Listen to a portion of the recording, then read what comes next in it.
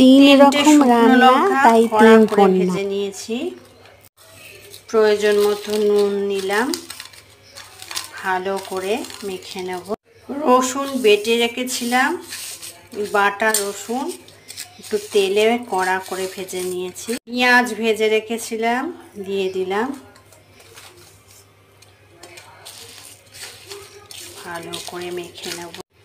এরপর ঝুড়ো ঝুড়ো আলু ভাজা, একেবারে সরু সরু চাউমিনের মতন ছুলে নিয়েছিলাম, তারপর তেলে ভালো করে ভেজেছি। ভেজে এইগুলোর সঙ্গে মেখে নেব। একটা নতুনত্ব ভর্তা হয়ে যাবে, ঝুড়ি আলু ভর্তা।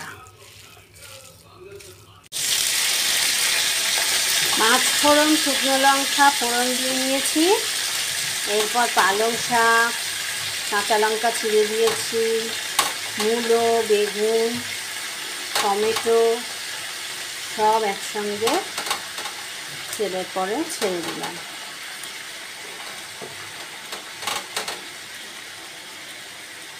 প্রয়োজন মতো নুন, হলুদ, কাশ্মীরি লঙ্কার গুঁড়ো সব দিয়ে নিয়েছি, সামান্য একটু মিষ্টিও দিয়েছি। করে পালং শাকের ঘন্টটা ভালো করে কষিয়ে নিলাম।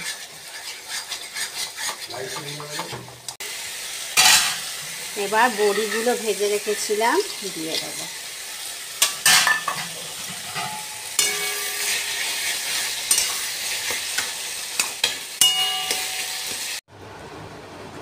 মূলো, পালং শাক, টমেটো, বেগুন, বড়ি ভাজা দিয়ে পালং শাকের ঘন্টটা আমার এরম হয়েছে।